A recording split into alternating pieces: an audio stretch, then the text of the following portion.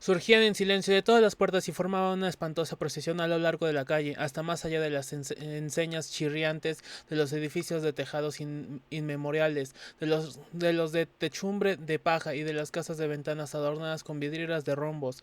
La procesión fue recorriendo callejones empinados cuyas casas leprosas se recostaban una contra otras o se derrumbaban juntas, y atravesó plazas y atrios de iglesias, y los faroles de las multitudes formaron constelaciones vertiginosas y fantásticas. Yo caminaba junto a mis guías mudos en medio de una muchedumbre silenciosa, iba empujando por codos que se me antojaban de una blandura sobrenatural, estrujado por barrigas y pechos anormalmente pulposos, y sin embargo continuaba sin ver un rostro ni oír una voz. Las columnas espectrales ascendían más y más por las interminables cuestas, y todos se iban aglomerando a medida que se acercaban a los lúbregos callejones que desembocaban en la cumbre, cuando de la ciudad, donde se elevaba una inmensa iglesia blanca, ya la había visto antes, desde lo alto del camino, cuando me detuve a contemplar Kingsport en las últimas luces del crepúsculo, y me estremecí al imaginar que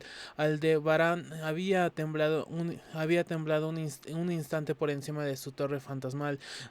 Había un espacio despejado alrededor de la iglesia, en parte era cementerio parroquial y en parte plaza medio pavimentada, flanqueada por unas casas enfermas de puntiagudos tejados y aleros vacilantes, donde el viento azotaba y barría la nieve. Los, los fuegos agreídos danzaban por encima de las tumbas, revelando un espeluznante espectáculo sin sombras. Más allá del cementerio, donde ya no había casas, pude contemplar de nuevo el parpadeo de las estrellas sobre el puerto. El pueblo era impalpable en la oscuridad. Solo de cuando en cuando se veía oscilar algún farol por las serpenteantes callejas, delatando algún retrasado que corría para alcanzar a la multitud que ahora entraba silenciosa en el templo. Esperé a que terminaran todos de cruzar el pórtico para que acabaran así los empujones. El viejo me tiró de la manga, pero yo estaba decidido a entrar el último. Cruzamos el umbral y nos adentramos en el templo rebosante y oscuro. Me volví para mirar hacia el exterior. La fosforescencia del cementerio parroquial derramaba un esplendor enfermizo sobre la plaza pavimentada, y de pronto sentí un escalofrío. Aunque el viento había limpiado la nieve, aún quedaban rodales sobre el mismo camino que conducía al pórtico, y sobre aquella nieve, para asombro mío, no descubrí ni una sola huella de pies, ni siquiera de los míos. La iglesia apenas resultaba iluminada, a pesar de todas las luces que habían entrado, porque la mayor parte de la multitud había desaparecido. Todos se dirigían por las naves laterales, sorteando los bancos hacia una abertura que había de pie del púlpito, y se deslizaban por ella sin hacer el menor ruido. Avancé en silencio, me metí en la abertura y comencé a bajar por los gastados peldaños que conducían a una cripta oscura y sofocante. La cola tortuosa de la procesión era enorme. El verlos a todos rebulliendo en el interior de aquel sepulcro venerable me parecía horrible de verdad. Entonces me di cuenta de que el suelo de la cripta tenía otra abertura por la que también se deslizaba la multitud, y un momento después nos encontrábamos todos descendiendo por una escalera abominable, por una estrecha escalera de caracol húmeda, impregnada de un color muy peculiar que se rascaba inacabadamente en las entrañas de la tierra, entre muros de chorreantes bloques de piedra y yeso desintegrado. Era un descenso silencioso y horrible. Al cabo de muchísimo tiempo observé que los peldaños ya no eran de piedra y argamasa, sino que estaban tallados en la roca viva. Lo que más me asombraba era que los miles de pies no produjeron ruido ni eco alguno. Después de un descenso que duró una eternidad, vi unos pasadizos laterales o túneles que desde ignorados nichos de tinieblas conducían a este misterioso acceso vertical. Los pasadizos aquellos no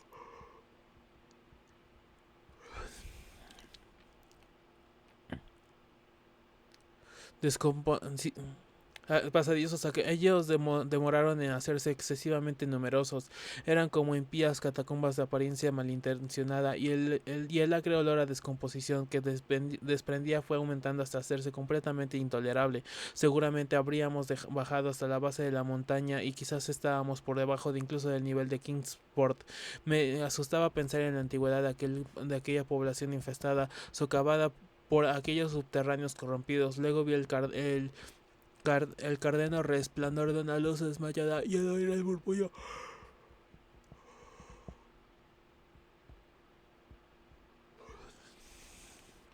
murmullo insidioso de las aguas tenebrosas.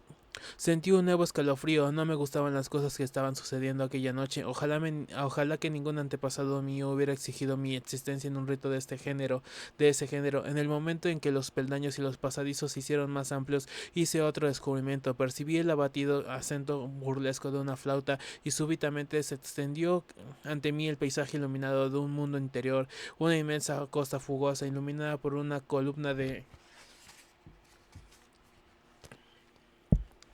fuego verde y bañada por un vasto río oleaginoso que manaba de unos abismos espantosos inesperados y corría a unirse con las mismas negras del océano inmemorial.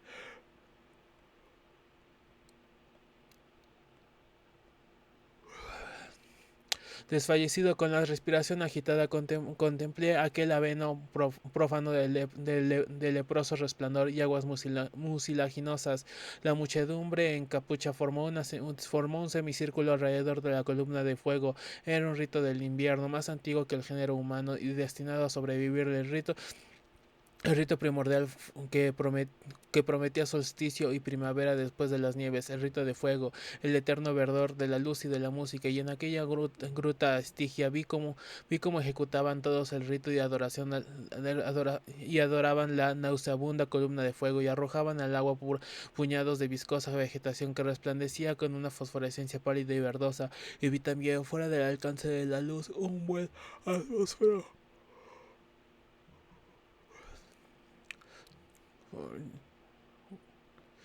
Agua, puñados de palpadas de la criatura. Y vi también fuera del alcance de la luz un bulto amorfo, chaparrado, que tocaba la flauta de manera repugnante, y mientras palpaba la criatura monstruosa me pareció oír también unas notas apagadas en la fétida oscuridad donde nada podía ver, pero lo que más me llamaba de espanto era la columna de fuego brotada como un surtido volcánico de las negras profundidades. No arrojaban muchas como una llama normal, y veían las rocas salitrosas de un mar sucio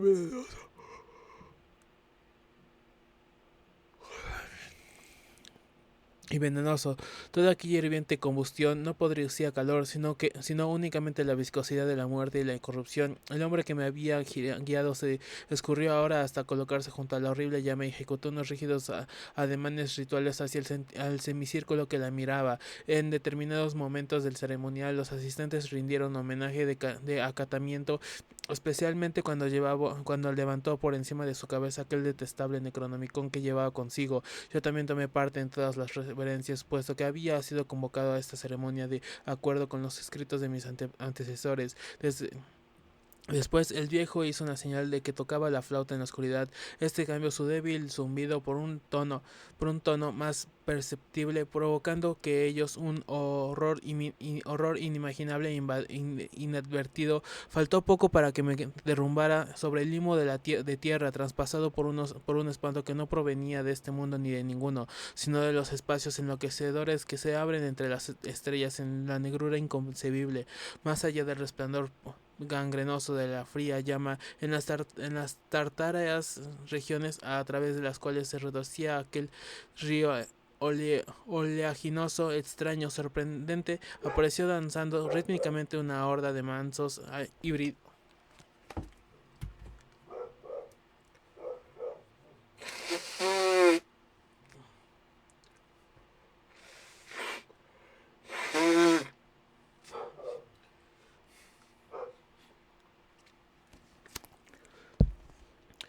Híbridos seres alados que ningún ojo, ningún cerebro en su sano juicio ha podido contemplar jamás. No eran cuervos, ni topos, ni burros, ni hormigas, ni vampiros, ni seres humanos en descomposición. Era algo que que no consigo. Y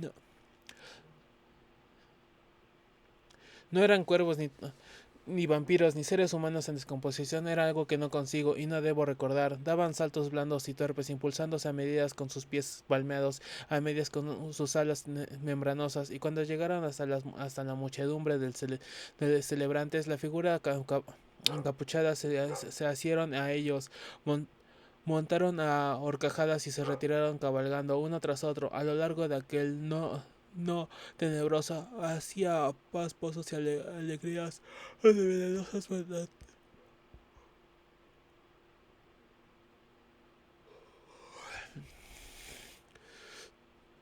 Hacían pozos y galerías donde venenosas manantiales les alimentaban a caudal tumultuoso y horrible de las negras cataratas. La vieja hilandera se había marchado con los demás y el viejo se había quedado.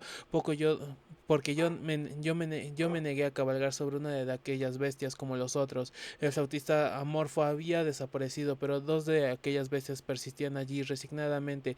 Al resistirme al cabalgar, el viejo sacó su punzón y su tablilla y me comunicó por escrito que él era el verdadero delegado de aquellos antepasados míos que habían fundado el culto al invierno en este mismo venerable lugar, que había sido decretado que yo volviera allí y que faltaban por celebrarse los misterios más recónditos. Escribió todo esto en un estilo muy antiguo y aún dudaba yo cuando sacó de sus amplios ropajes un sello, un reloj con las armas de mi familia para probar que todo era según había dicho él, pero la prueba era espantosa porque yo sabía por ciertos documentos antiquísimos que aquel reloj había sido enterrado con el tatarabuelo de mi tatarabuelo en 1698. Al poco rato el viejo echó hacia atrás sus capuchas y me mostró el parecido familiar de su rostro, pero aquello me hizo estremecer porque yo estaba convencido de que se trataba solemne de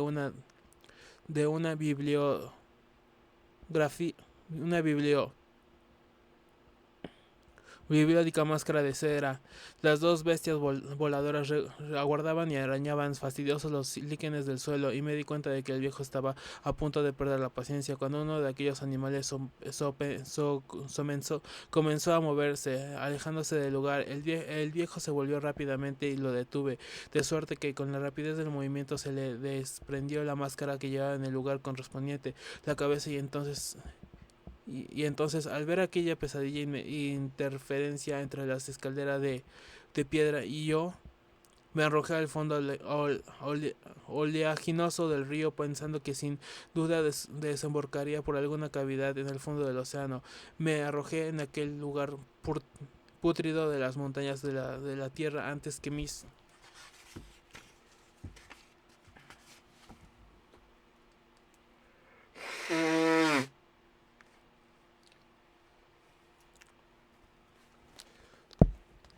locos chillidos pudieran hacer caer sobre mí las legiones de cadáveres que aquellos abismos pestilentes ocultaban. En el hospital me dijeron que me había encontrado en el puerto de Kingsport, medio helado al amanecer, aferrado a un madero providencial.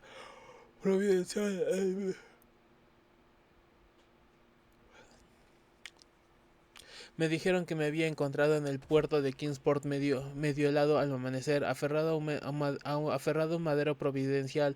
Me dijeron que la noche anterior me había extraviado por los acantilados de Orangeport, cosa que habían decidido que por las huellas que encontraran en la nieve. No hice ningún movimiento, mi cabeza era un caos, nadie ajustaba con mi experiencia de la noche anterior. Las ventanas las, ven- los ventanales del hospital se abrían a un panorama de tejados de las que apenas uno de cada cinco podía considerarse antiguo. Las calles se vibraban con el estrépito de tranvías y automóviles. Me insistieron en que esto era Kingsport, cosa que yo no pude negar al verme caer en un estado de delirio cuando me enteré de que el hospital encontraba cerca del cementerio parroquial de Central Hill. Me trasladaron al hospital de San Mary de Arkham, donde me atendería mejor.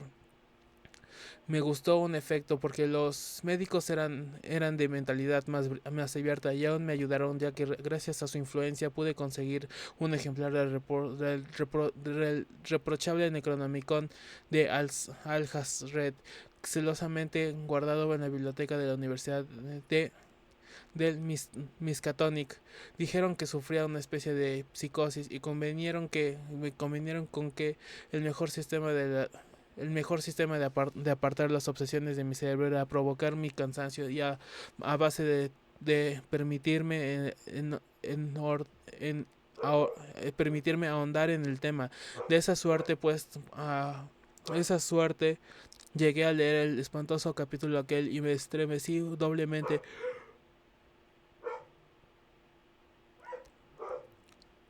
Llegué al espantoso capítulo aquel y me estremecí doblemente, puesto que no era nuevo para mí lo que contaba. Yo lo había visto yo,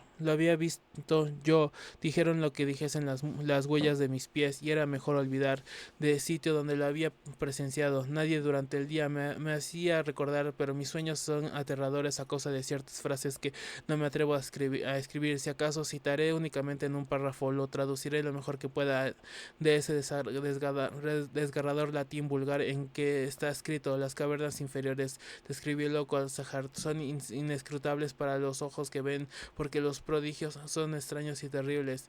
Mi maldita la tierra donde los pensamientos muertos viven reencarnándose en una existencia nueva y singular, y maldita el alma que no habita ningún cerebro. Sabiamente dijo Ibs Shakabat, bendita la tumba donde ningún hechicero ha sido enterrado, y felices las noches de los pueblos donde han acabado con ellos y los han reducido a cenizas, pues de antiguo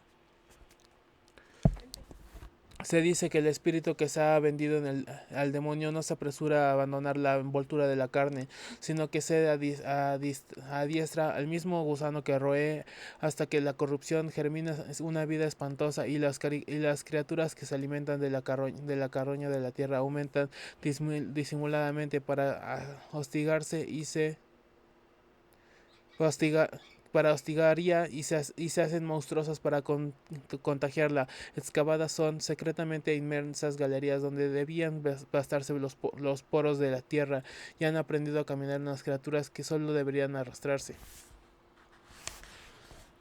Las ratas en las paredes.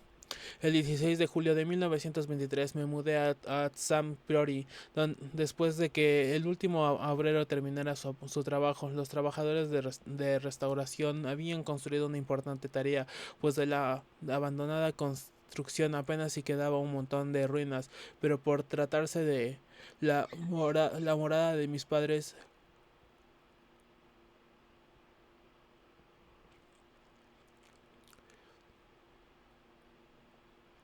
la morada de mis antepasados, no escatimé gastos. Nadie habitaba la finca desde el reinado de Jacobo I, en una tragedia de características terriblemente trágicos, aunque en gran medida incomprensibles, se cernió sobre el cabeza de la familia, cinco de sus hijos, varios criados, y obligó a marcharse de allí en medio de sombras de sospecha y terror al tercer día. Y terror al tercer hijo, mi progenitor por línea paterna y único superviviente del infortunio suceso, con el único heredero denunciado por asesinato. La propiedad volvió a manos de la corona, sin que el acusado hiciera el menor intento por excusarse o recuperar la heredad. Perturbado por un horror mayor que el que la conciencia o la ley expresaba, solo el rabioso deseo de borrar aquella antigua mansión de su vista y memoria. Walter de la Puer, un décimo varón de Etzaim, marchó a Virginia, en donde se estableció y fundó la familia en que el siglo siguiente era conocida por el nombre de Vipons.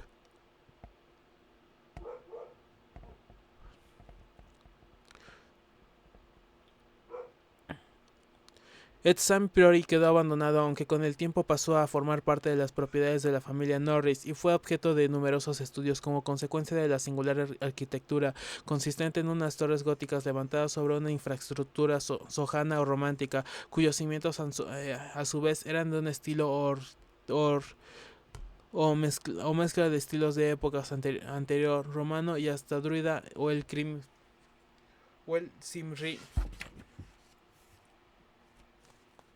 Címrico originario. Si es cierto lo que cuentan las leyendas, los cimientos eran de aspecto muy singular, pues se confundían por uno de sus lados con la sólida caliza del precipicio, desde cuyo borde el priorato dominaba un desolado valle que se extendía 3 millas al oeste del pueblo de Anchester.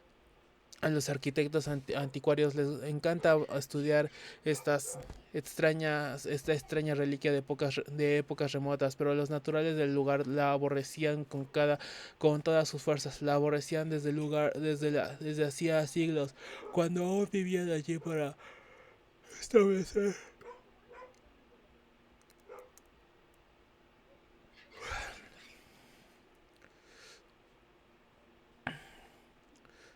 A los arquitectos, no llevaba siquiera un día en Archester cuando me enteré de que descendía una familia maldita, pero ya esta semana los obreros han volado por los aires lo que quedaba de Ed San Priori, ya está atareados en borrar las huellas de sus crímenes. De siempre he conocido la historia sin adicciones de mi linaje familiar y sé perfectamente que mi primer antepasado americano se trasladó a las colonias envuelto en las sombras de extrañas sospechas de los detalles. Con todo, jamás he sabido nada debido a la reserva mantenida por generaciones entre los de Laporte. Al contrario que los colonos de nuestra vecindad, rara vez nos jactamos de antepasados que batallaban en las cruzadas o de contar en nuestro linaje con héroes medievales o renacentistas, ni se nos transmitieron otras tradiciones que las que pudieran encerrarse en el sobre lacrado que todo hacendado latifundista dejó a sus primogénitos antes de estallar la guerra civil. Para su apertura póstuma, las únicas glorias de las que nos jatábamos en la familia eran las alcanzadas tras la emigración de la gloria de un orgulloso honorable, de un orgulloso y honorable, sin bien un cuento en el curso de la guerra, toda nuestra fortuna se perdió y nuestra existencia entera se vio perturbada por el incendio de Carfax, residencia de la familia a orilla del río James. Mi abuelo de edad ya avanzada apareció entre las llamas del tejado.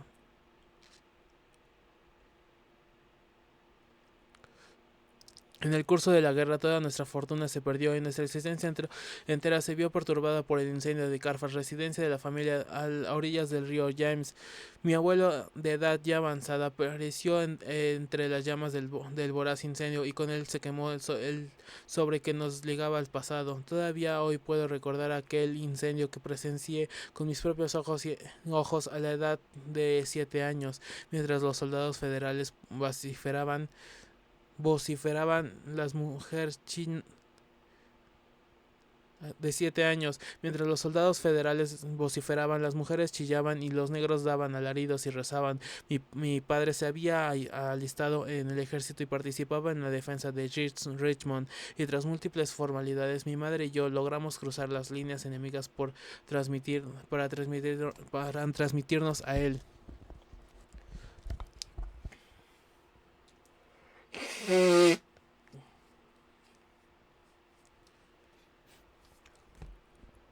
Cuando terminó la guerra nos trasladamos al norte, de donde procedía mi madre, y allí crecí, me hizo un hombre y en última instancia acumulé riquezas como corresponde a todo yanqui emprendedor. Ni mi padre ni yo supimos jamás qué contenía el sobre testamentario destinado a nosotros, además de una vez sumido en el monótono curso de la vida mercantil de Massachusetts, perdí todo interés por desvelar los misterios que, sin duda, se ocultaban en el remoto pasado de mi árbol genealógico, con que recogió y habría dejado San Priori a la suerte de sus murciélagos, telarañas y mantillos, y no hubiera remotamente sospechado lo que escondía tras sus muros.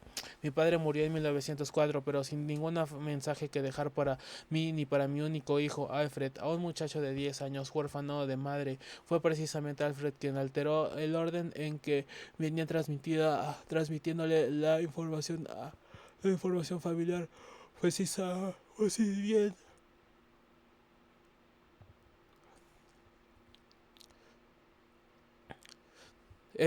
Un amigo de mi hijo, el capitán Edward Norris del Royal Flying Corps, residía en las proximidades de nuestro solar familiar en Archers. Contaba unas supersticiones campesinas que pocos novelistas podrían llegar a igualar por lo increíbles y demenciales que eran. Norris, por supuesto, no las tomaba en serio, pero a mi hijo le entretenía y le sirvieron de tema para llenar muchas de las cartas que me escribió. Fueron estas leyendo las que finalmente atrajeron mi atención hacia mi heredad transatlántica y me decidieron a comprar y restaurar el solar familiar que que Norris mostró a Alfred en todo su pintoresco abandono, al mismo tiempo que se ofrecía conseguírselo por una suma bastante razonable. Dejó que el actual propietario era tío suyo. Compré Sam Prairie en 1918, pero casi al punto me olvidé de los planes de restauración en que había estado pensando ante el regreso de mi hijo inválido de sus piernas. Durante los 2 años que aún vivió, me consagré por entero a su cuidado, dejando incluso la dirección del negocio a manos de mis socios. En 1921, sumido en el mayor desolación y sin saber qué hacer, pu, pu, En 1921, sumido en la mayor desolación y sin saber qué hacer, apartado de toda actividad laboral y notada ya que la vejez se venía encima, resolví detrás del resto de mis años ocupado en la nueva pose. Posesión. Llegué a Manchester un día de diciembre, hospedándome en casa del capitán Norris, un joven algo gordo y afable, que estimaba mucho a mi hijo y me ofreció su colaboración en la tarea de acopiar planos y anécdotas en las que inspirase al emprendedor de las obras de restauración.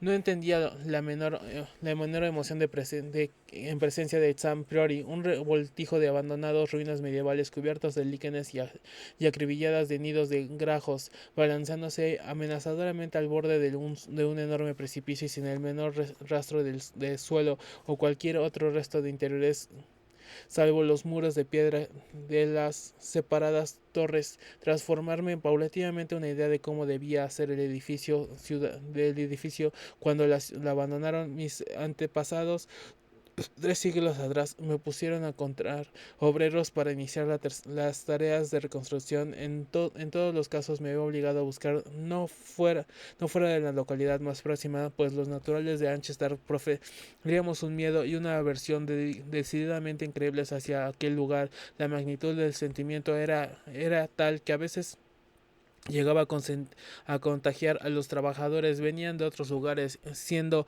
esta la causa de numerosas deserciones por los demás. Su alcance se extendía tanto al prioritario como la antigua familia propietaria del mismo.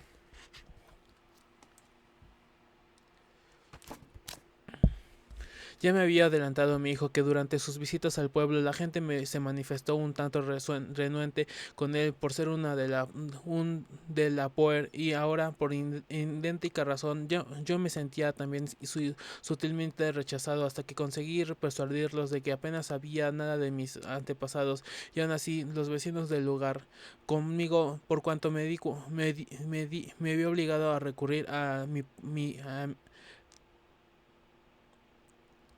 Norris para recopilar la mayoría de las tradiciones populares que aún continuaban circulando sobre el lugar.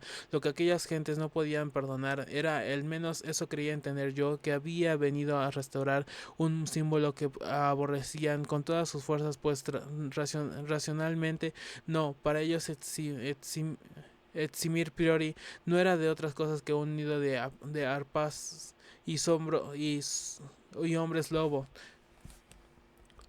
Reuniendo todas las historias que Norris acopió para mí y completándolas con lo que había dicho varios estudiosos que en su día examinaron las ruinas, deduje que Sam Prairie se levantaba sobre el lugar ocupado en otro tiempo por un templo prehistórico. Una construcción duraría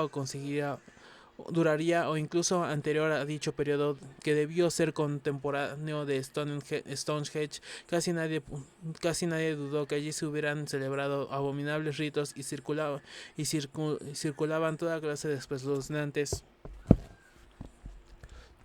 historias sobre el paso de tales ritos al culto de Cibeles, posteriormente introducido por los romanos.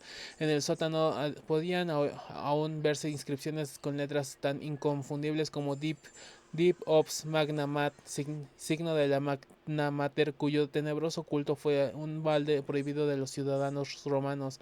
Alcester había sido compañero de la Tercera Legión Augusta, tal como atestiguaban numerosos retos y según todos los